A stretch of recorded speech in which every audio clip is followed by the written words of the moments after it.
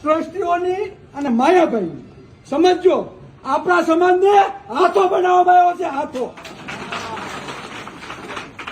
બગદાણા ધામમાં બાપા બજરંગદાસ બધાયનું ભલું કરે.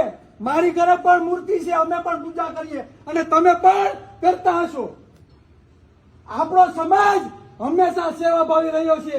બગદાણાના આજુબાજુના જેટલા પણ તાલુકા તમે લઈ લો, બગદાણા ધામમાં બાપા બજરંગદાસ ઉપર બધાને અપૂત શ્રદ્ધા છે કે નહીં? એટલે 80 થી વધારે મંડળો છે અને દર વારે વારા છે ને સેવા કરવા જાય છે. જાય છે કે નથી જતા?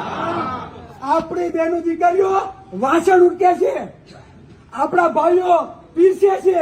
સેવાનું કોઈ પણ એવું કાર્ય નાનું નથી ગણતા અને દિલથી કરે છે કે નથી કરતા? આપણા સમાજે હંમેશા શ્રદ્ધાના નામે ખાલી સેવા કરી જાણી છે. શું કર્યું છે? સેવા. જયારે ટ્રસ્ટ બનાવવાની વાત આવી એટલે મજા આવી, બધા ગોઠવાઈ ગયા અને આપણે હજુ શું કરીએ છીએ?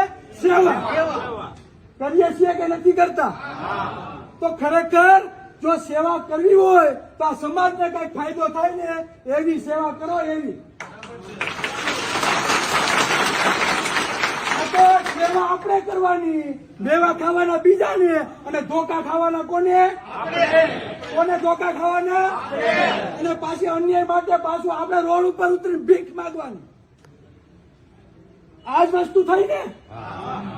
ન્યાય માટે બીજા લોકો ભાઈ ભીખ માંગવા જવાની કે પોલીસ પ્રશાસન ધ્યાન નથી દેતું. આરોપીને સાવરવામાં આવે છે. આરોપી કોઈ બી હોય, આરોપી દોષી છે કે નિર્દોષ એ સાબિત કરવાનું કામ કોનું છે? ન્યાયતંત્રનું. કોનું કામ છે? ન્યાયતંત્રનું. આપણે એમ નથી કહેતા ફલાણો વ્યક્તિ દોષી છે, પણ એ સાબિત કરવાનું કામ કોનું છે? ન્યાયતંત્રનું. અને આપણે ન્યાયતંત્ર ઉપર પૂરેપૂરો ભરોસો છે કે આપણે ન્યાય મળશે. એટલે સત્ય વાત એ, હું આજે પણ મેં મીડિયામાં કીધું ને હજી પણ કહું છું, બરાબર, કે જો એટલી બધી સેવા આપણે કરી હોય અને એ લોકો જો માનવતાવાદી હોય ને તો બગદાણા ધામમાં 50% ટ્રસ્ટી કોળીના દીકરાને બેહાડવામાં આવે. બાકી સેવા કરી દો બંધ. બરાબર? આપણે કઈ વાહિંદા કરવાના છીએ ભાઈ? નથી ને? તો હું એટલું કહું છું ભાઈ, અમે એટલા વર્ષો ત્યાં સેવા કરીએ તો અમને પણ લાભ આપો અમારા સમાજને. સમજો, મારે ટ્રસ્ટી નથી બનવું ત્યાં, સમજો. પણ જે સેવા આપણે કરીએ છીએ તો સમાજનું કઈ નામ તો બોલાવવું જોઈએ કે નહીં? વાહિંદામાં વાહન ધોવા જ આપણે નામ બોલાવવાના છે? બસ વધારે વાત